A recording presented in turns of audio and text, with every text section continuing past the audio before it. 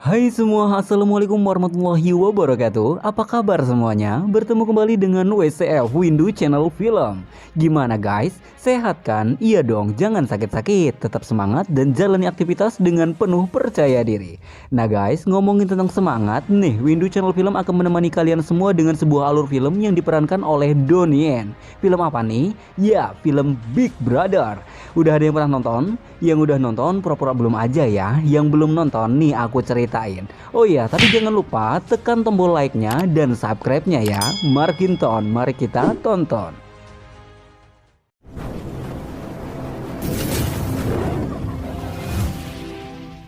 Di awal film diperlihatkan seorang pria bernama Chen. Dia sedang melamar pekerjaan sebagai guru di salah satu sekolah SMA bernama Tachi.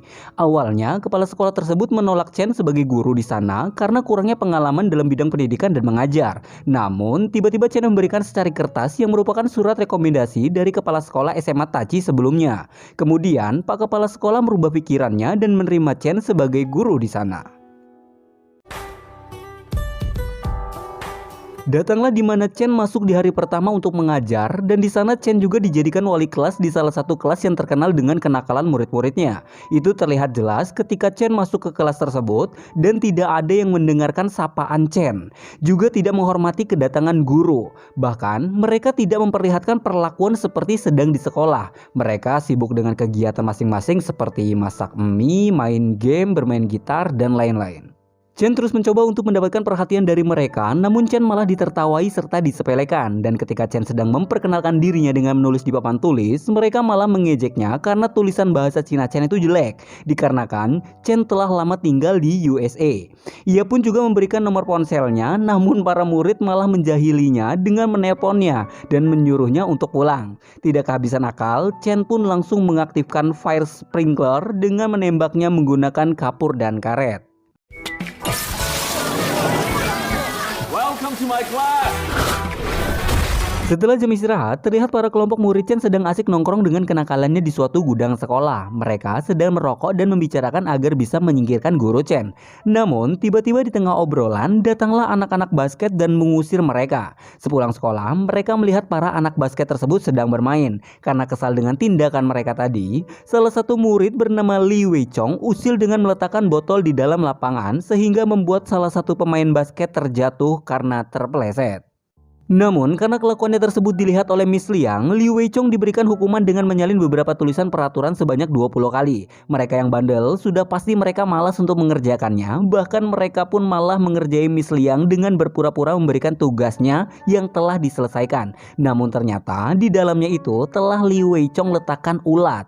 Miss Liang yang kaget, sontak panik dan menumpahkan teh ke meja kerjanya sehingga membanjiri lembaran-lembaran tugas anak-anak.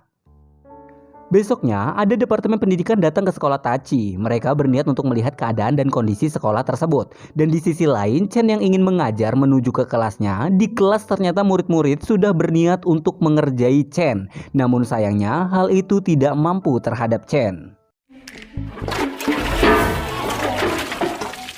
Kemudian, Guru Chen mencoba untuk membuat suasana kelasnya menjadi semangat belajar dengan cara memberikan 3 pertanyaan kepada seluruh murid. Yang bisa menjawab pertanyaan tersebut akan dipersilahkan untuk pulang, dan ternyata para murid sangat antusias dengan trik tersebut. Namun sayangnya, karena seluruh murid terlalu bersemangat, menjadikan kondisi kelasnya menjadi ramai dan ribut. Dan semua itu terlihat oleh Departemen Pendidikan. Ketika jam istirahat, lagi-lagi Li Weichong dan teman-temannya berantem dengan tim basket di kantin. Dikarenakan tim basket membuli Li Weichong, sehingga akibat kejadian itu membuat Li Weichong dan keempat temannya dikeluarkan dari sekolah. Itu jelas saja membuat geng dari Li Weichong kesal, karena hanya mereka berlima yang dikeluarkan dari sekolah, sedangkan tim basket tidak ada skorsing. Mengetahui hal itu, Guru Chen memohon kepada kepala sekolah untuk memberikan pengurangan hukuman. Guru Chen kemudian memberikan formulir kepada mereka berlima untuk mendapatkan pengurangan hukuman. Keempat temannya mengambil formulir tersebut kecuali Li Weichong. Ia tak menghiraukannya tentang formulir itu dan pergi begitu saja meninggalkan sekolah. Dari sinilah Guru Chen mencoba mencari tentang kehidupan dan latar belakang mereka berlima. Yang pertama, Zhang Zufa, berasal dari Pakistan. Ia lahir di Hong Kong dan dibesarkan di Hong Kong. Ia mempunyai hobi menyanyi sejak kecil, namun karena sering ditertawai oleh teman-temannya, sehingga ia memiliki rasa percaya diri yang buruk. Dikarenakan sering direndahkan oleh teman-temannya karena suaranya jelek dan berkulit hitam. Selanjutnya, Wang Denan. Ia adalah cewek yang tomboy semenjak kecil dikarenakan ayahnya yang lebih suka mempunyai anak laki-laki daripada anak perempuan. Serta perlakuan orang tuanya yang tidak mengenakan mengakibatkan ia merubah penampilan menjadi anak laki-laki agar dapat disayang oleh orang tuanya. Tetapi sayangnya ayahnya tetap saja tidak menyayanginya, bahkan lebih sayang kepada adik laki-lakinya. Dan ia juga memiliki cita-cita menjadi seorang pembalap. Selanjutnya, anak kembar bernama Guan Qixian dan Guan Qisen. Mereka semenjak kecil hidup dari keluarga yang kurang berbahagia. Ibunya berselingkuh dan pergi memilih pria kaya, sedangkan ayahnya semenjak kejadian itu menjadi seorang pemabuk. Tiap hari hanya bisa mabuk-mabukan tanpa memperhatikan mereka berdua, dan juga ayahnya selalu berlaku kasar terhadap mereka. Kondisi sekolah Tachi yang sudah berada di ujung tanduk karena kualitasnya yang tahun ke tahun semakin menurun serta nilai murid-muridnya yang sangat buruk saat ujian menyebabkan kualitas dari sekolah itu juga dikatakan buruk oleh Departemen Pendidikan dan juga mempengaruhi bantuan dana dari pemerintah terancam di stop. Singkat cerita, Xin berpindah ke Li Weichong. Ia yang tidak lagi bersekolah mencoba untuk bekerja sebagai pelayan restoran di malam hari. Tiba-tiba, ia mendengar obrolan dari para pejabat-pejabat yang akan menggusur sekolah Tachi yang rencananya akan ditutup oleh Departemen Pendidikan akhir tahun ini. Dan para gerombolan itu mengambil kesempatan itu untuk membangun bisnis di sana. Dan ketika para gerombolan sedang asik-asiknya menonton balap kuda, Li Weichong tertarik dengan korek api emas milik ketua geng itu. Kita sebut saja Pancong ya. Li Weichong yang tertarik mencoba mencuri korek api tersebut. Namun sayangnya Pancong mengetahui tindakan Li Weichong tersebut dan menyuruh anak buahnya untuk memukuli Li Weichong. Pancong yang melihat identitas Li Weichong mencoba untuk menawari pekerjaan kepadanya serta memberikan uang dan kartu nama kepadanya dan menyuruh Li Weichong untuk datang ke tempat Pancong. Xin berpindah ke Guru Chen yang sedang mencari Jufa. Ternyata Jufa sendiri sedang dikejar-kejar oleh preman-preman pasar di sana. Dikarenakan Jufa telah mencuri tiket konser dan ternyata Jufa telah mencuri tiket konser ayah sendiri yang hendak ayahnya jual. Mengetahui itu, Guru Chen mencoba untuk menengahi masalahnya. Kemudian, Jufa diajak ke suatu tempat oleh Guru Chen. Guru Chen memberikan sedikit nasihat kepadanya tentang rasa percaya diri dalam bernyanyi. Guru Chen juga menantang Jufa untuk bernyanyi di depan orang. Awalnya, Jufa menolak. Namun, Guru Chen mencontohinya terlebih dahulu, alhasil Jufa pun kembali memiliki rasa percaya diri.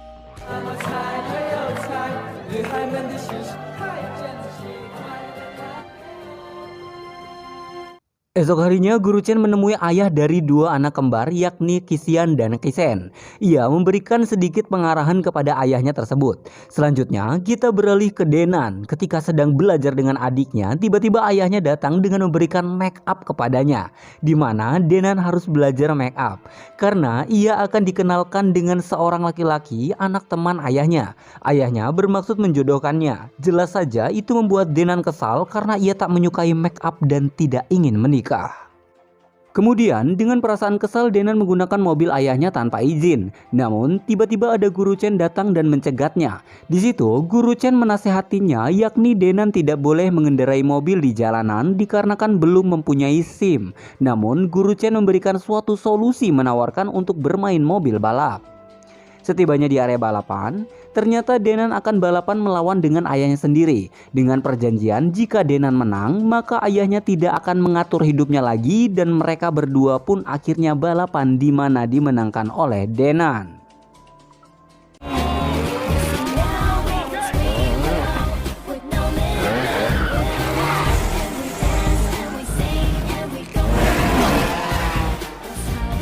Ayahnya yang tidak terima dengan kekalahannya mengejek Denan kalau sesungguhnya Denan tidak akan bisa mengalahkannya jika di jalan raya. Denan yang merasa kesal kemudian Denan pun membuktikannya dan menerobos keluar lintasan ke jalan raya.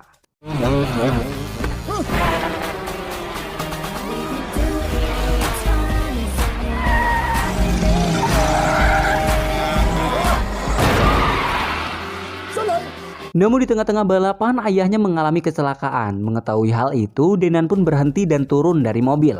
Seketika itu tiba-tiba ada sebuah truk melaju yang akan menabrak Denan, tapi untungnya Denan telah berhasil turun dari mobilnya.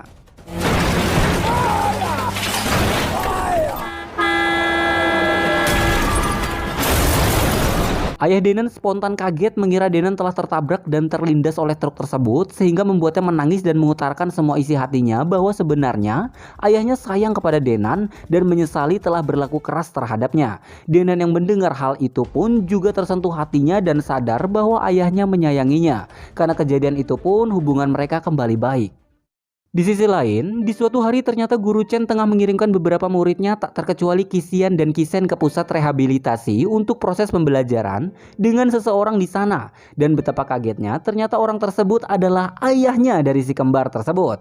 Mereka sengaja dipertemukan oleh ayahnya di tempat tersebut atas dasar rencana Guru Chen agar mereka saling mengutarakan isi hatinya masing-masing. Dari pertemuan itu, akhirnya mereka kembali mengerti isi perasaan masing-masing dan hubungan mereka kembali baik.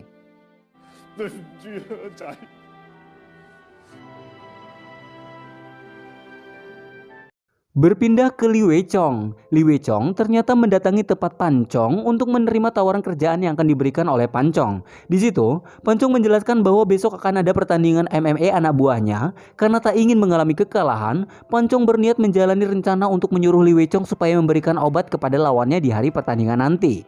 Awalnya, Li Weichong ragu, tapi dengan terpaksa dan karena membutuhkan uang, ia pun melaksanakannya.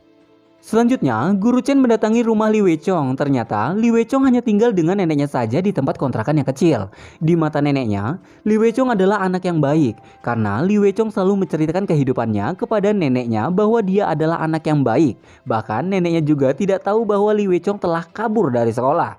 Saat mengobrol, Guru Chen tanpa sengaja menemukan obat yang diberikan oleh Pancong. Guru Chen pun mempunyai firasat buruk. Di situ, Guru Chen tidak berbicara yang aneh-aneh terhadap Li Weichong kepada neneknya. Bahkan Guru Chen berbohong dengan memberikan suatu bantuan uang beralasan uang beasiswa, yang padahal uang itu adalah dari dompet Guru Chen.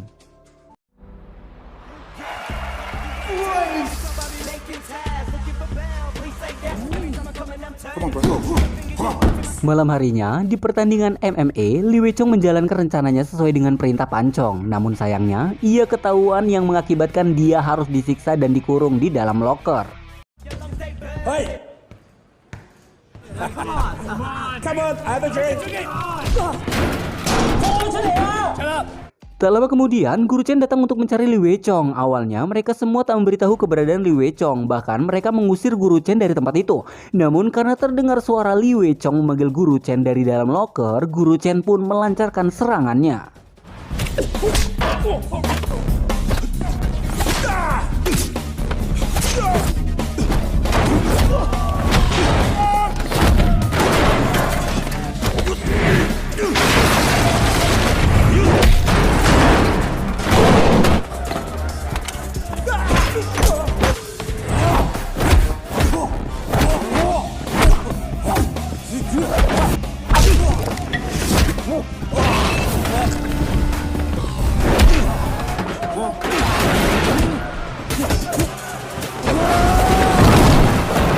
Singkat cerita, Guru Chen menang melawan mereka semua serta petarung MMA juga babak belur dikalahkan oleh Guru Chen. Karena kejadian ini, akhirnya semua diamankan dan ditahan oleh polisi. Namun, karena Pancong tak ingin masalah ini tambah panjang, akhirnya ia menyudahi semuanya. Pancong dengan mudah bebas dari situ, sedangkan Li Weichong tak bisa bebas begitu saja. Namun, datanglah Guru Chen sebagai penjamin kebebasan dirinya. Sepulang dari kantor polisi, mereka melihat nenek Li Weichong yang mana sedang bersusah payah bekerja. Di situ, Guru Chen menasehati Li Weichong, yang mana jika sayang kepada neneknya dan ingin membahagiakannya, maka buatlah dia bangga. Li Weichong menyesal dengan semua yang terjadi dan meminta Guru Chen agar memberikan kesempatan kepadanya agar bisa bersekolah lagi. Perkelahian yang Guru Chen lakukan ternyata telah tersebar di televisi. Seluruh murid yang menyaksikan kabar berita itu lantas sangat terkagum dengan kehebatan Guru Chen. Usut punya usut, ternyata Guru Chen adalah murid yang pernah sekolah di situ. Guru Chen terkenal murid yang sangat nakal dan hobi berkelahi. Karena kenakalannya, Guru Chen dipindah sekolahkan ke USA. Di sana, Guru Chen berhasil menjadi tentara perang, tetapi di tengah perjalanan ketentaraannya, ia memutuskan untuk berhenti dari menjadi tentara dan memutuskan untuk mencari jalan kehidupan lain. Guru Chen menyusuri seluruh belahan dunia hingga suatu masa ia melihat seekor elang yang kembali ke sarangnya. Dia berpikir elang yang selalu terbang jauh dan tinggi hingga tiba saatnya harus kembali tetap ke sarang. Nah, dari situlah dia berpikir untuk kembali ke masa lalunya. Kemudian Guru Chen menemui kepala sekolah pertama Tachi dengan meminta surat rekomendasi mengajar untuknya. Singkat cerita, kembali ke sekolah Tachi. Karena kejadian perkelahian itu, seluruh murid-murid menjadi lebih hormat dan sayang kepada Guru Chen. Dan juga terlihat seluruh murid sangat antusias dalam belajar.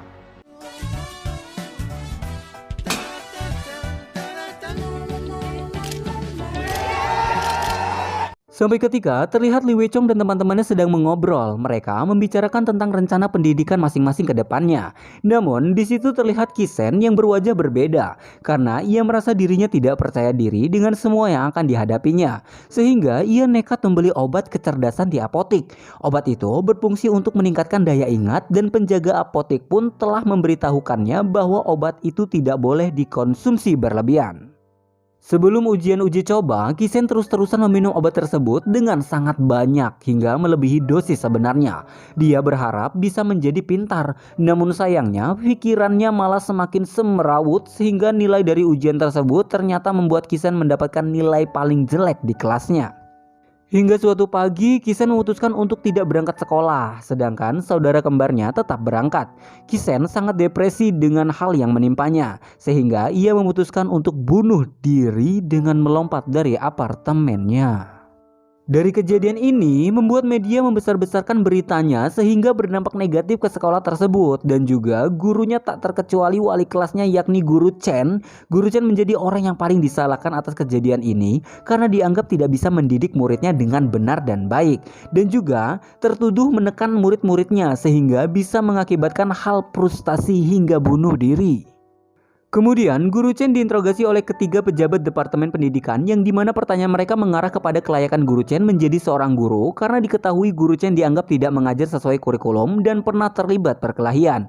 Namun Guru Chen dengan mudahnya bisa mematahkan semua tuduhan tersebut sehingga membuat ketiga pejabat tersebut diam termenung.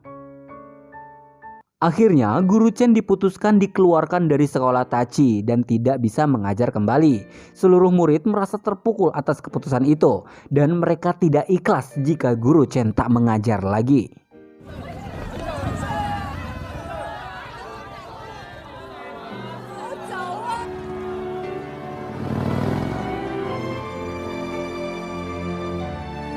Atas kejadian itu, seluruh murid mencari cara agar Guru Chen dapat mengajar kembali dan mereka diberikan nasihat oleh seorang guru wanita. Mungkin akan ada kesempatan Guru Chen dapat kembali jika mereka memperoleh nilai ujian yang bagus tahun ini. Dan mereka memulai tiap harinya dengan belajar dengan giat agar nama sekolah pun dapat bertahan.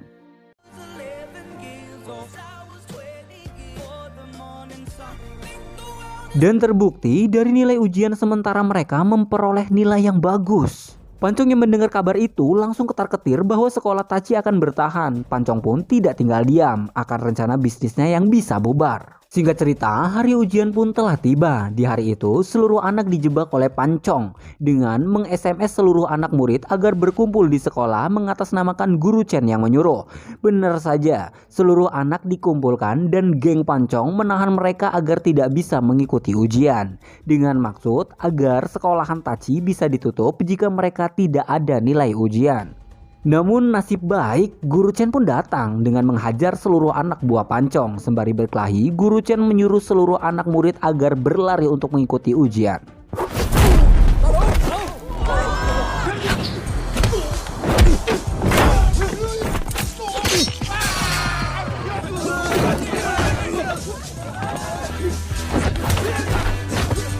Lalu Guru Chen pun tiba-tiba dijegat oleh Pancong. Mereka berdua berkelahi di tangga dekat patung. Dan ternyata Pancong adalah kawan sekolah Guru Chen dahulu yang tangannya patah dikarenakan tertimpa patung, yang mengakibatkan Pancong tidak bisa bermain piano lagi karena tangan yang telah patah. Perkelahian pun terjadi.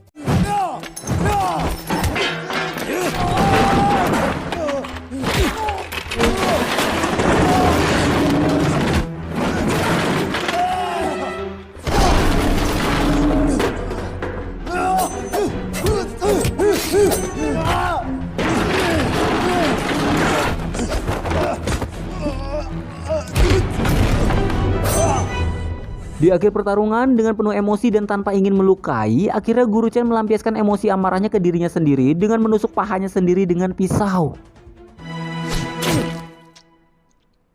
Di sisi lain, seluruh murid-murid dengan tergesa-gesa masuk ke gedung tempat ujian diselenggarakan dan dengan rasa semangat mereka mengikuti ujian itu dengan baik.